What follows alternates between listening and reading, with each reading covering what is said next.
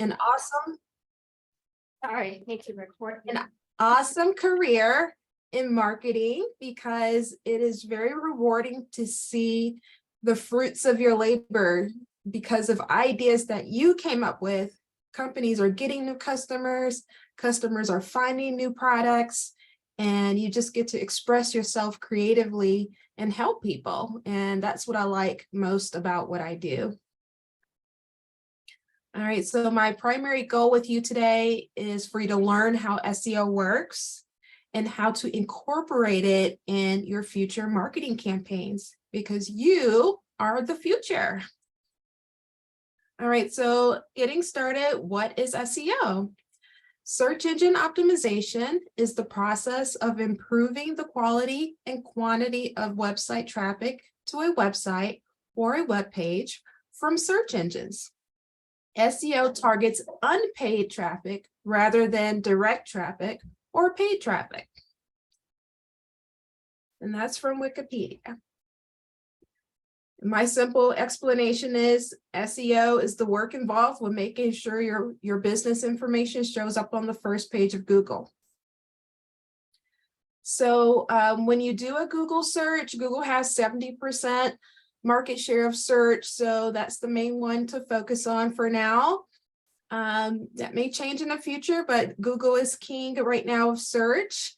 And so when you do a Google search, you're going to have several types of results based on the type of query you put in there. The paid results are going to show up at the top. Businesses pay to be here. They have a budget and they bid on keywords that you put in the search box, and they've set parameters around those keywords, like the location for people who search for those keywords, the zip code, the city, the state, the county, the country even. You can set parameters as far and wide as you want on paid ads and what they show up for. And when people click on the ad, the customer or the business pays for that click. And that click can cost as low as $1, and it can be as high as $70 for one click. It just depends on how competitive that keyword is. So keywords that are in the home services industry, for example, will cost around $10 to $12. And keywords for attorneys can cost $20 to $50 just for one person to click.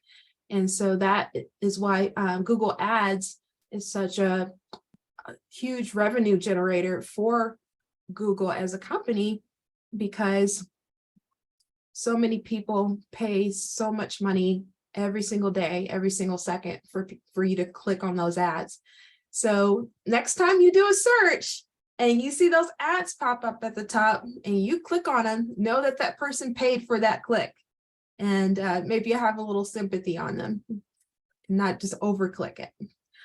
But Google does have some parameters to make sure people don't abuse it. But just know you are making people pay to click up there.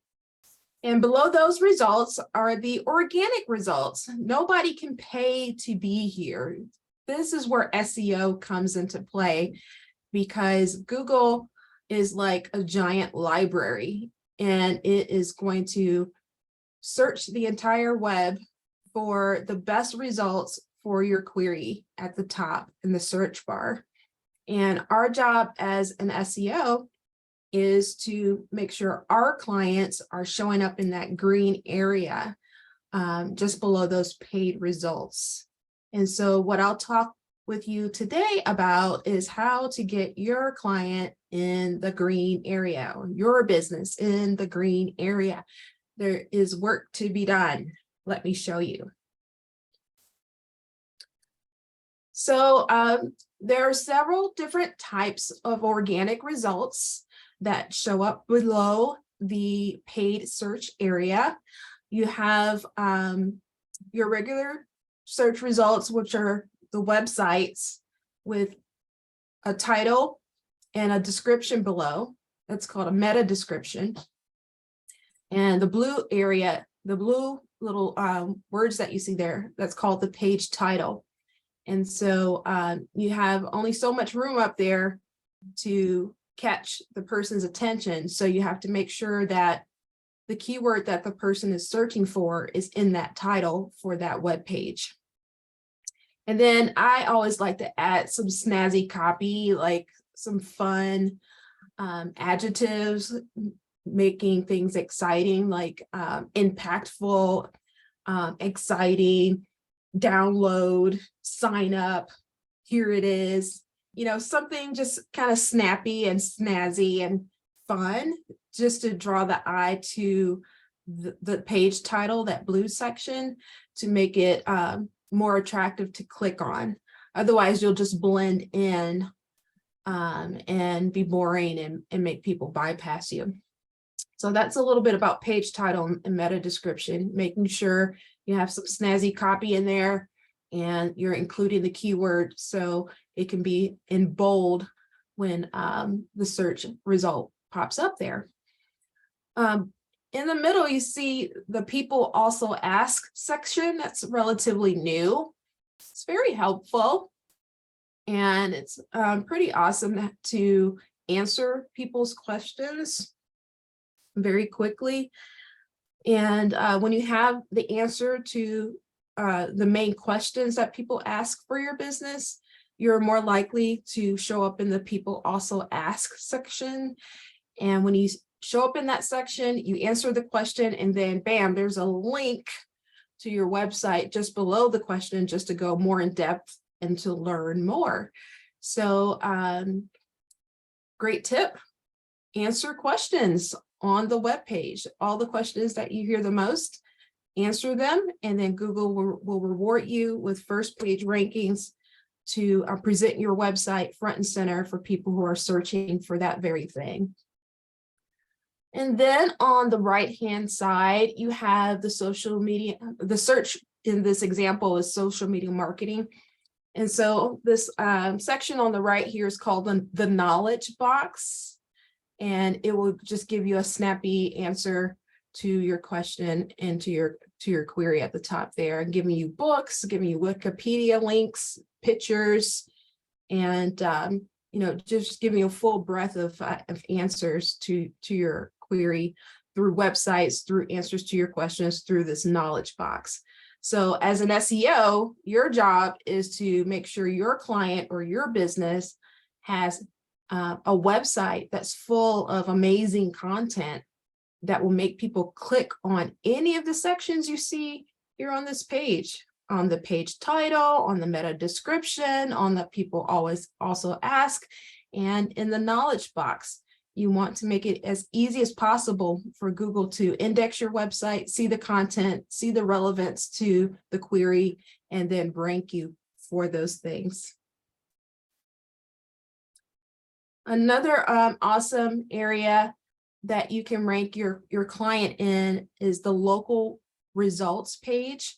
This is super helpful when you're looking for a place that you can actually drive to, brick and mortar places, and also services that you can call for delivery or in-home care or service. And so again, paid ads are at the top. That's where you see that top arrow. And at the bottom are the organic results. Those are the websites that you see with the title page, the page title, and the meta description. And then right there in the middle, the big red box, are the local results. In the local results section, you want your client to have the correct name, address, phone number, known as NAP.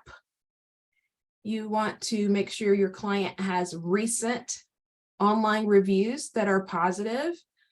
And it's okay if they have negative reviews, as long as the positive reviews outweigh the negative reviews.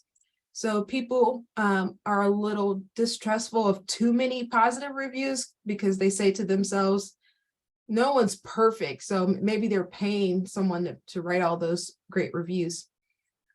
Another thing people are looking at when they read the reviews is the authenticity. The more heartfelt and in-depth the details are in the reviews, the better, because Google will rank you higher when they see that people are giving more details about their experience in the service in the review. And so just at a glance, people are looking at the number of reviews, the number of stars, the types of reviews, how often the reviews are posted, and if you're responding to the reviews. So just the review itself is giving Google content. Your response to the review is giving Google content. The number of stars is giving Google content.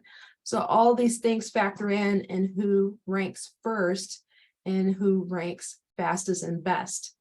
So the best way to optimize your page when it comes to a Google My Business listing, which is what the local pack is, those three listings you see in the red box previously, is the name, address, phone number, as mentioned earlier, the hours of operation, a description of the business, the title of the business, like is it a store, is it a service, is it a product? You got to write all that in there.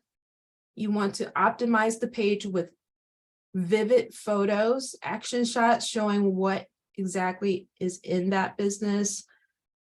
Customers, with permission, can post their own pictures. That gives Google more content. The business owner can post content like videos, and you as the marketer can post videos and photos as well. Also, a calendar can be added, which is awesome. They can book right there from the Google My Business page. And if it's a restaurant, you can put the menu. And if it's a service, you can put the details of each and every service that you offer. All these things giving great information and great optimization to the page. So the more information you include, the better. That way Google can optimize the listing and rank it first. All right, so this is very interesting. Pay close attention to this slide and what I'm about to say next, okay? So when it comes to Google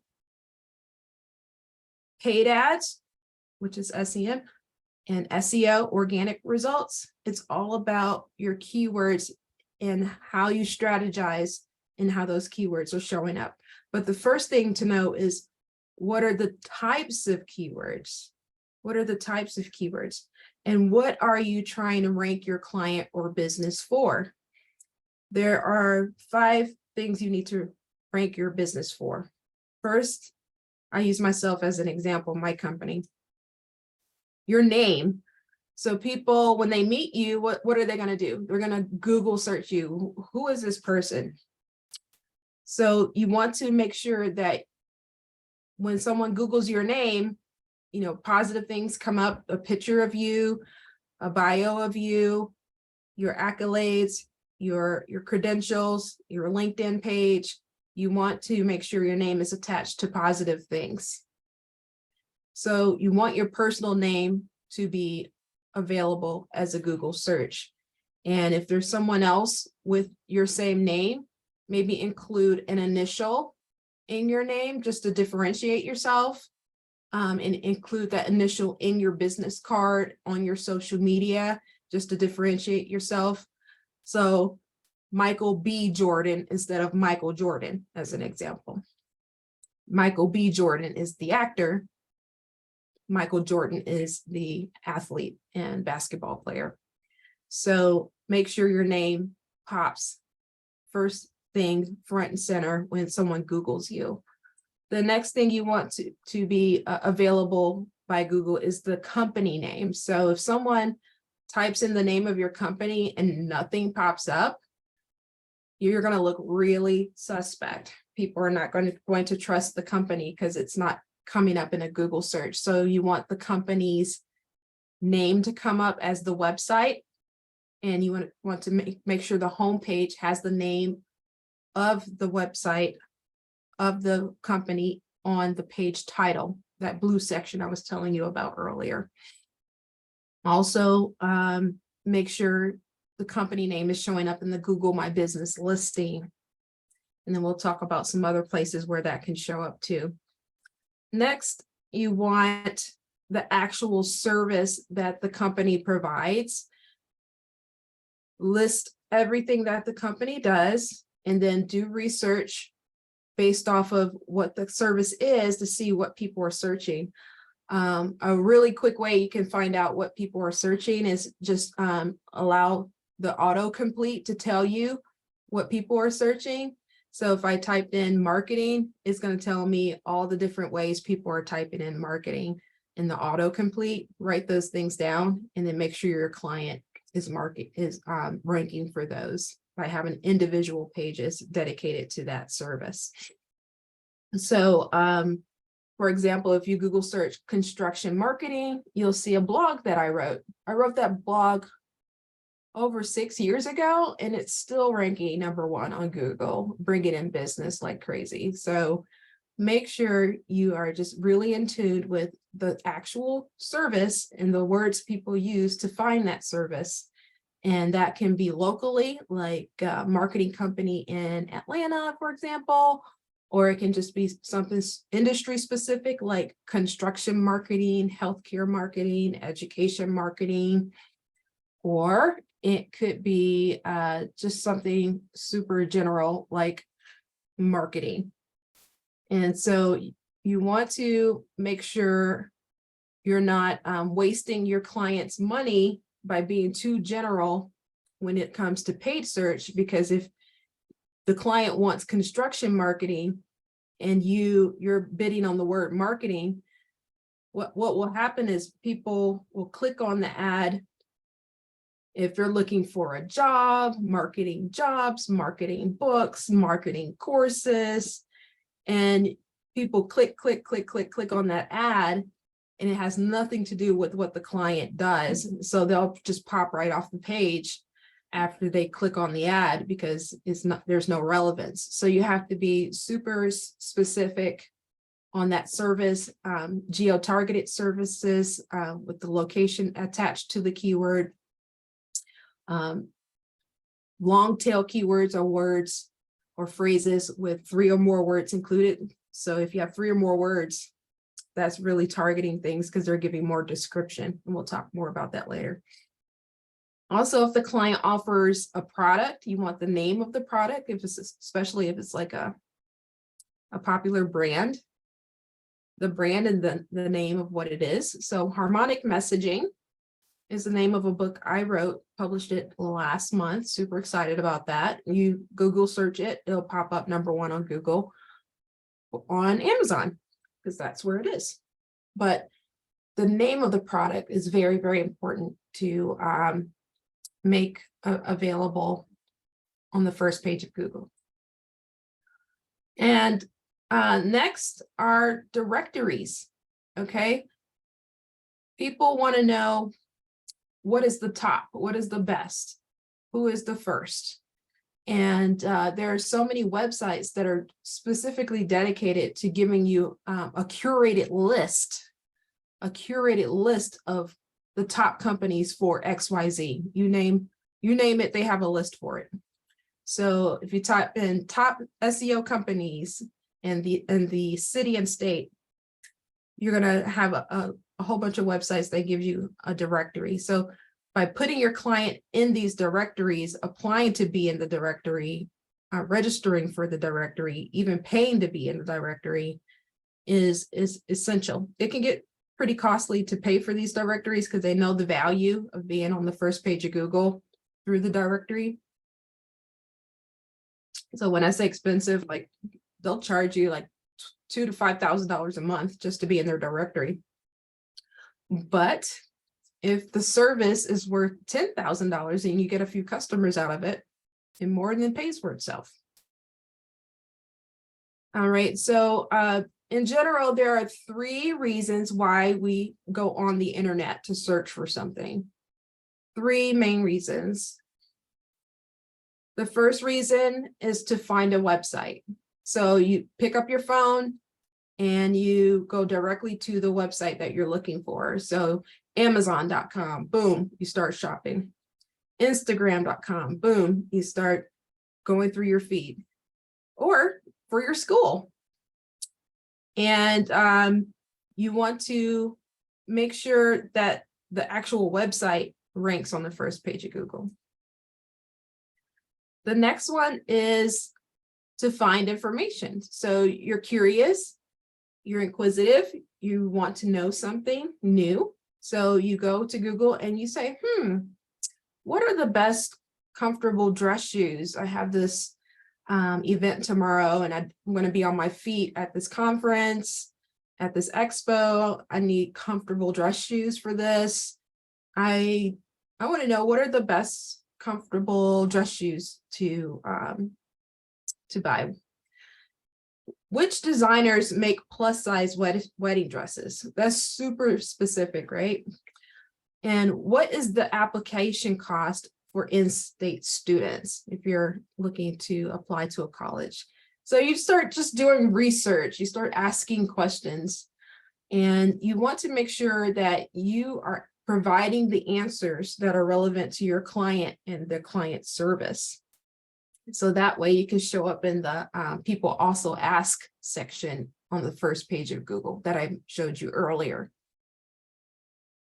And then the next main reason people go on the internet is to buy something.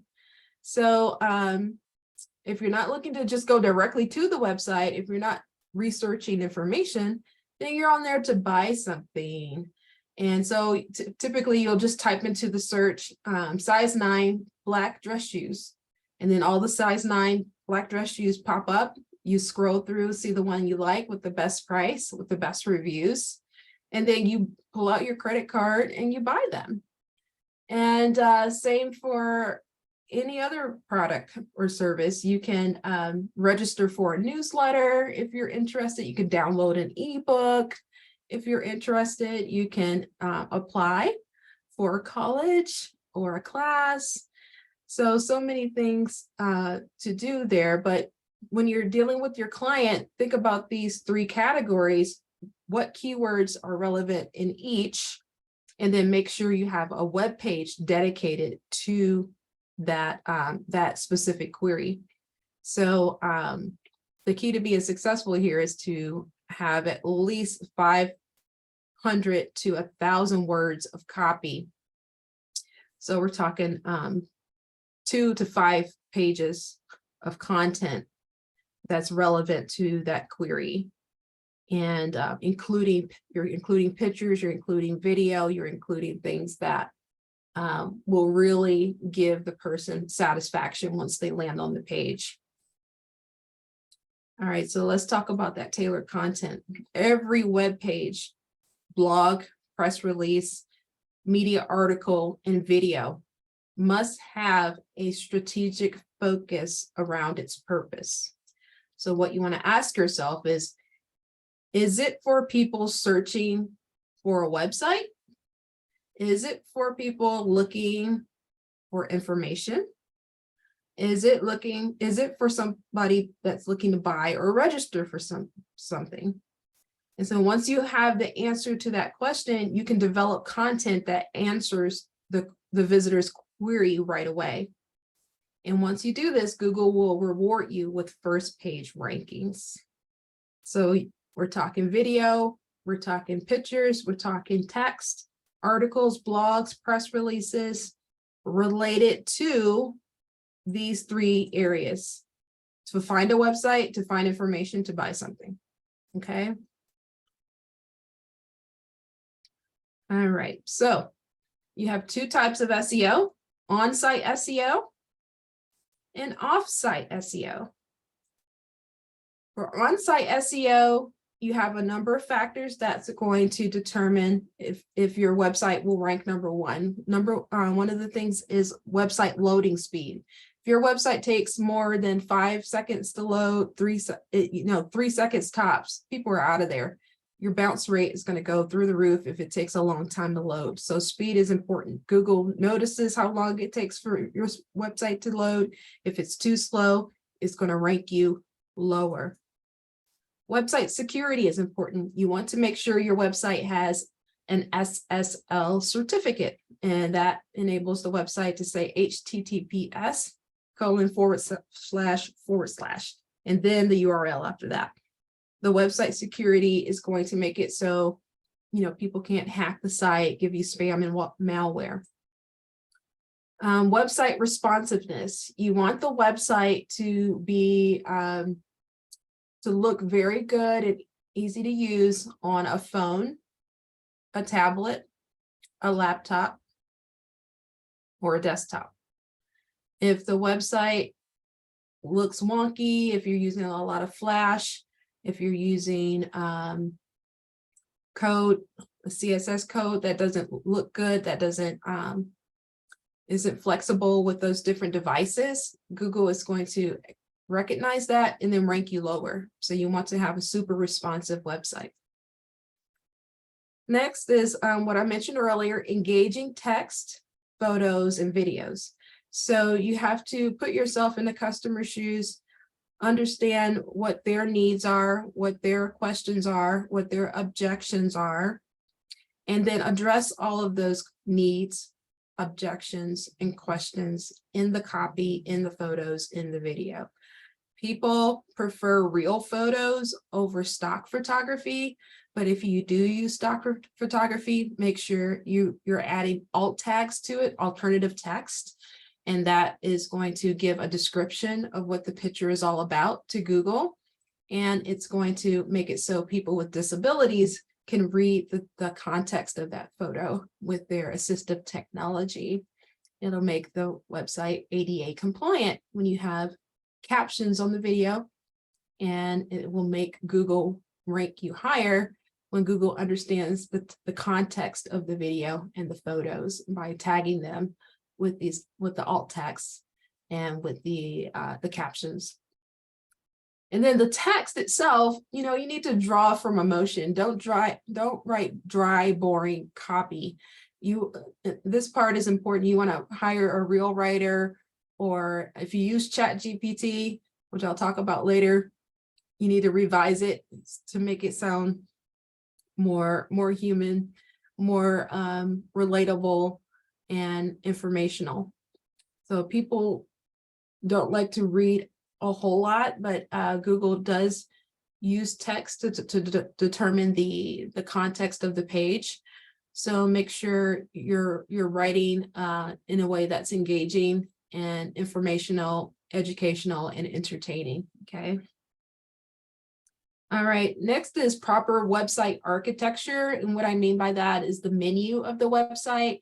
You want to have a home page, an about page, a services page, a blog, a contact page. Those are some of the general pages that you would have on a website. And under the services, you want to arrange the services in a way that is specific to one service at a time. So you don't want to have a big grouping of too many services on one page, because that will make it harder for Google to see the context of the information and for Google to rank you for one specific service. So for example, if you have an accountant as a client, you want to have a service page for individual taxes, corporate auditing, retirement planning. You want to make sure each service has its own dedicated web page. So the title that I showed you earlier in blue is going to have complete relevance to the keyword that's searched for. The title page will have complete relevance. The meta description will have complete relevance. And when you click on the page, the text, the pictures, and the video will have complete relevance to that one service that they search for. So have you ever gone on Google and you clicked on something and it was just not what you were looking for, and you felt that frustration, like, no, that's not it. That's not what I want. That's exactly what you don't want for your clients. You want your clients to have people clicking on their website. Yes, this is it. This is exactly what I was looking for, because you're giving them complete relevance based off of the architecture of the website. All right. Another example on relevance, let's go back to shoes. You can tell I'm in the market to buy some shoes. Keep talking about shoes. Shoes. You have women's shoes, men's shoes, children's shoes, and then you can have different types of shoes like heels and sneakers and swimming shoes and flip-flops. So When I mean by architecture, each page should have only the type of shoes that's dedicated to the name and title that you give it. So tennis shoes, sneakers should only have sneakers on there. Sneakers for men, only men's sneakers. Okay, that's more on architecture there. All right, headers. There are 6 types of headers, 6 sizes. You want the biggest size to be the top header, just to give relevance to the text below it, so you'll know what the paragraph is all about. Now, most people just scan with their eyes very quickly to see what a page is about, so they're just reading those headers. And as the page goes down and you scroll down, the headers should get smaller and smaller based on the relevance of the page. So the top relevance goes on the top header, and it's the biggest one. And let's name that a header 1. And then as you go down, header 2, and as you go down, header 3, it gets smaller and smaller the further down you go. So H1 will be considered header 1. That's the highest one, the one with the most relevance, the one that's the highest at the top, the biggest one. And then as you go down, the headers get smaller, lower relevance, but you're still giving nice chunks of headers to the paragraph of text below, just so people scan it with their eyes and they know what the content is about without reading the whole thing through. Google is going to determine what that page is about based off of the headers that you give it and the hierarchy of those headers. So your most important keyword needs to be at the top, in the top header. And then next is keyword density. You don't want to say tennis shoes, tennis shoes, tennis shoes, tennis shoes, tennis shoes all throughout the page, but you want to place the word tennis shoes if you're ranking for the word tennis shoes. Women's tennis shoes. You want to name the picture women's tennis shoes. You want to put women's tennis shoes in the header. You want to put women's tennis shoes in the descriptive text. You want to put women's tennis shoes in the video. Name the file women's tennis shoes, for example.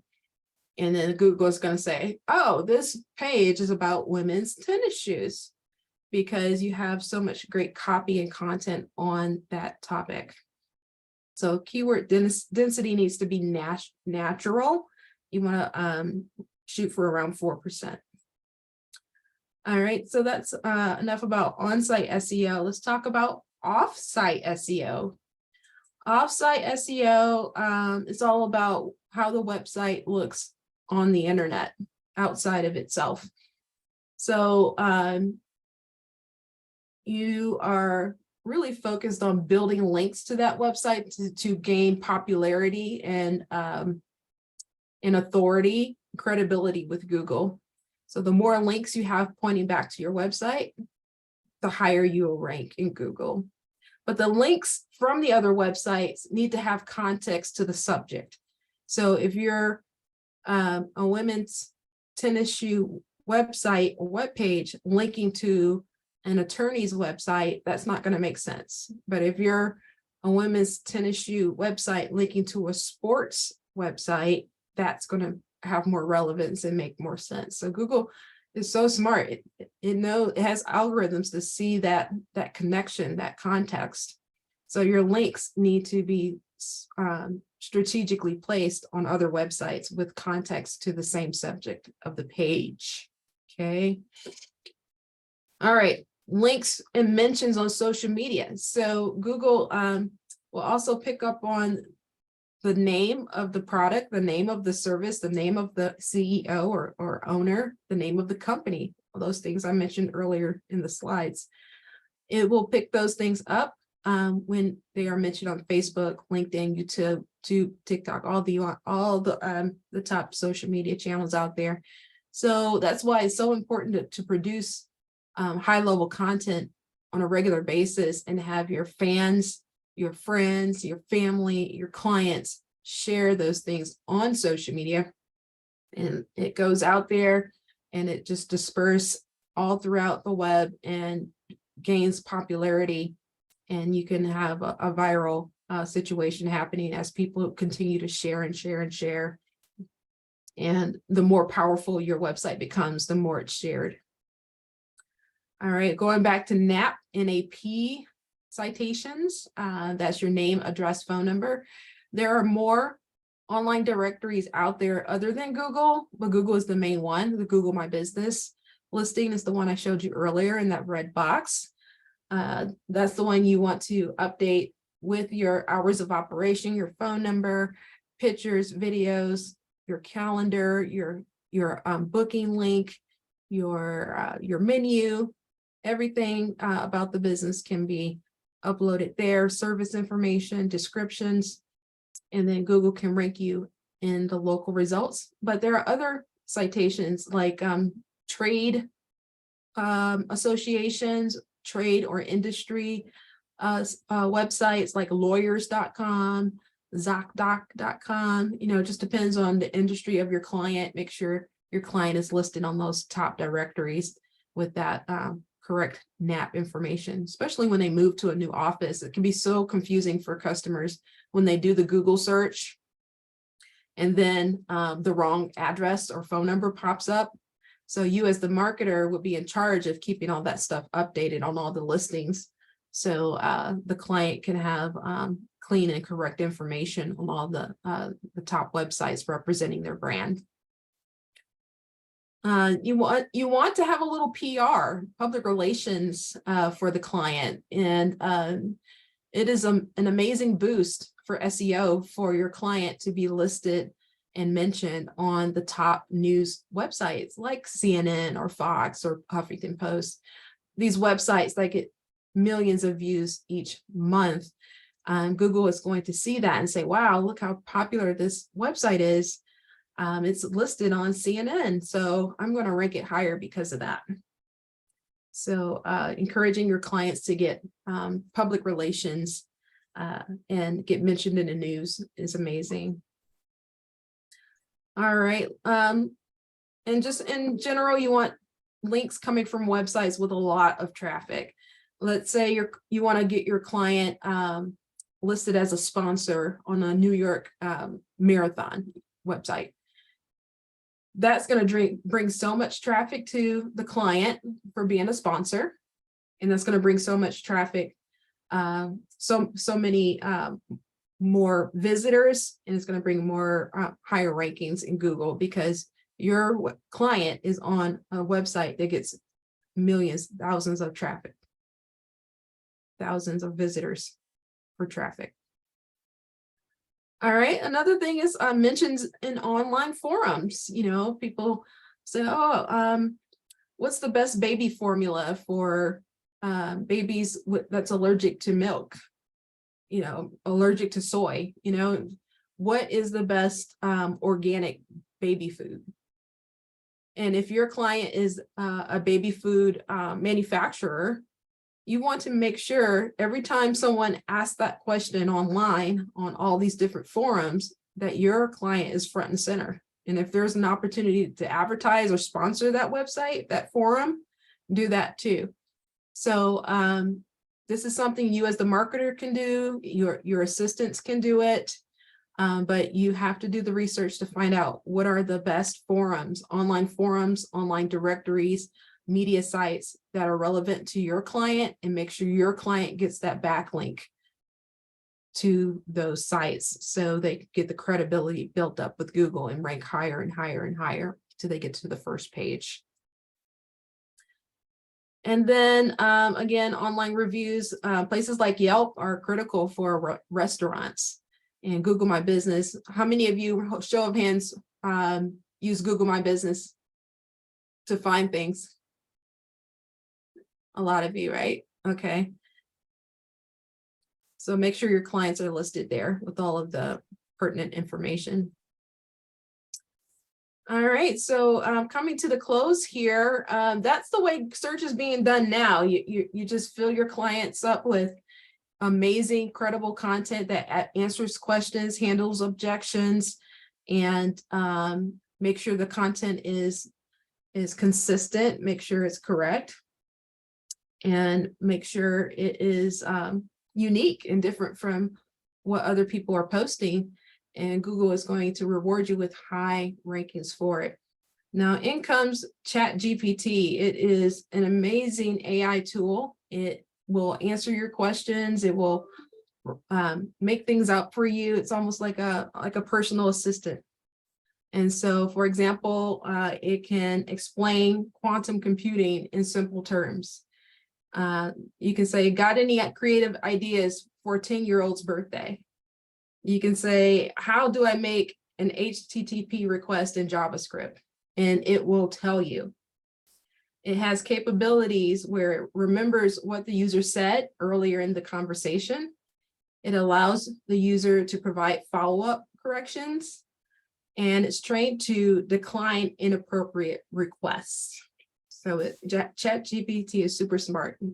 Purchased by Microsoft. They're gonna level up their Bing search tool with this ChatGPT, and it's a game changer. But it does have its limitations. It's not perfect, not yet. So it may occasionally generate incorrect information. It may occasionally produce harmful instructions or biased content, because it can only put out what goes in, and it's basing its information off of what the creators put in there, and it's basing the information by what's on the internet. So that information is biased. And so the information that it produces is going to be biased sometimes. And then also it's limited in knowledge of the world and events after 2021. Okay, because it's new. It's something that is in development. It gets smarter and smarter every day, and it's going to change search forever. So stay tuned on and up to speed on ChatGPT, because it's a game changer in the world of search. So that concludes my presentation today. As I mentioned earlier, I have a book called Harmonic Messaging. It's a book about branding, sales, and marketing, and how they all can sing in harmony, just like an orchestra or a band or a choir. And I just tie in my experience with music and how it relates to business and marketing. It's really fun read, and it's very informative.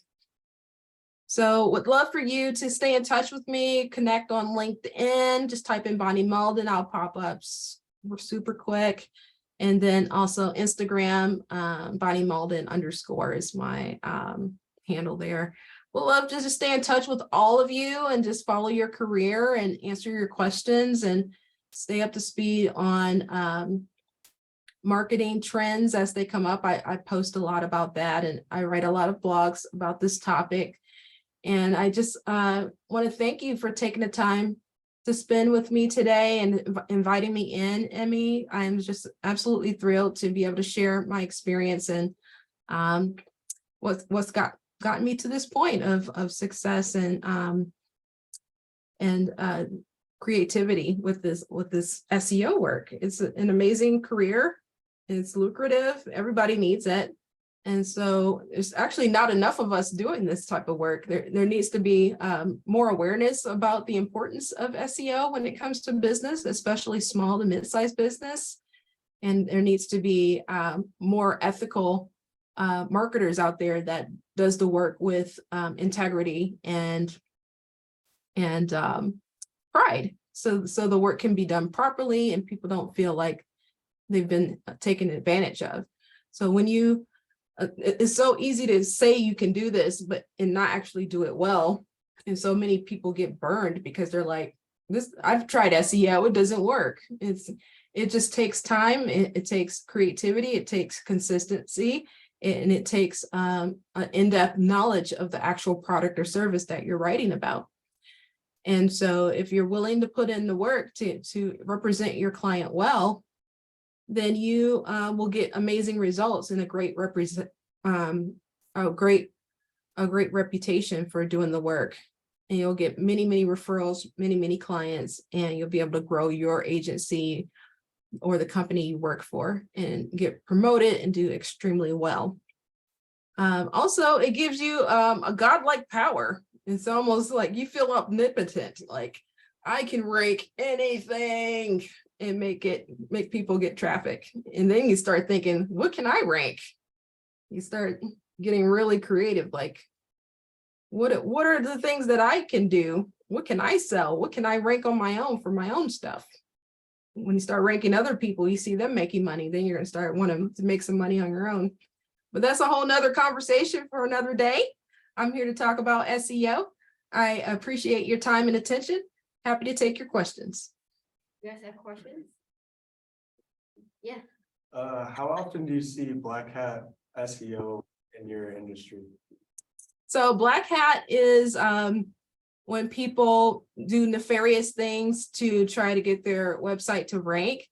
It includes things like cloaking, like making the text on the page the same color as the background, using the keywords repetitively, copying content from other websites, and trying to use it as your own. So black hat is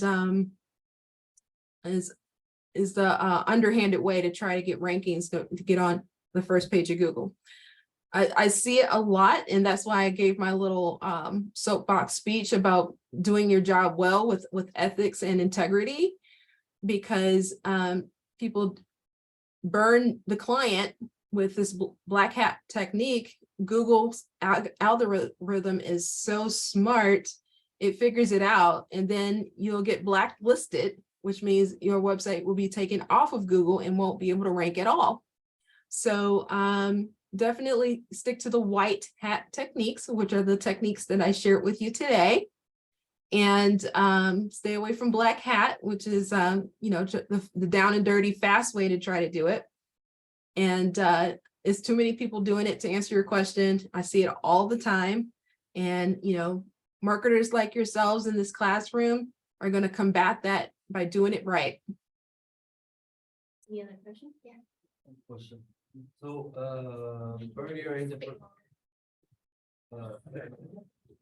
earlier in the presentation, you mentioned in the rubric with most asked questions. How would I know what questions were asked about a specific topic? So two answers to that question. First, you can just do an autocomplete, but type in a few questions that come top of mind related to the service, and then let it autocomplete for you, and then that'll give you a general idea. But the main thing is to talk to the client and the salespeople that work for the company and ask them, when you're sitting there with the client, what are the main questions that the client asks you? And when you interview the client and get the answers from the sales team and from the owner themselves, you'll see all of the pain points and the inner desires of the customer. And then you can really speak to those issues when you answer those questions. So the short answer, get it from the client's sales team, whoever's doing the sales, because they know all the questions, and then get it from Google directly and see what the autocomplete people ask section says, and then just go off of that related to that service or product. Thank you. And earlier you talked about doing the research to find out which forum works best for the companies. Like, how do you start that research? What's like the process before that? Say that last part again. Like, what's the process? What is the research? How do you do the research to find it? To find other companies. To find which forums are best for the company. Like you talked about how maybe Reddit or Instagram or somewhere else, like where they want to advertise. How do you find out which one of those is best for that company? Yes, great question. So you can actually Google forums and then the plus sign and then the name of the service that the client is in, or the name of the product that the client sells. And then a list of all the forums that's related to that business is going to pop up for you. And you can just go off of that. Thank you. So earlier you mentioned that the title of the web page should be snappy and snazzy. But I don't know, it's something that came up to me, like when people see that, don't they think the legitimacy of the website is not that much compared to like the other formal text title pages that are there? Great question. So it just depends on the nature of the business and the type of product or service that you're selling. So if you're selling something fun and upbeat, like birthday cakes or kids' parties or salsa dancing, then you can be a little more fun, a little more hip, and a little more snazzy with your copy, because you're talking about something that is fun in nature. But if you get too snazzy and snappy with copy on something that's more serious, like an attorney, your court case is not something to play around with. So you want someone super serious about that and super professional. So anything medical related, law related, counseling for depression, anything that's serious in tone needs to match the tone of what you're talking about. Any other questions, you guys? No? Okay, so we're gonna do something that's what I normally do. Bonnie, I'm gonna stop recording here. I'm gonna put you